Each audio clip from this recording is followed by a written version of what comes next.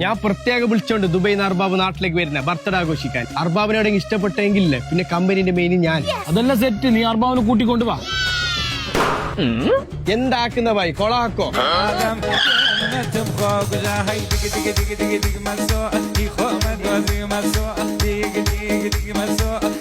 എല്ലാം റെഡി അല്ലേ? റെഡി ആകുമ്പോ പറഞ്ഞാ മതി. മല്ലേ പൂ മോളിന്ന്. Happy birthday to U.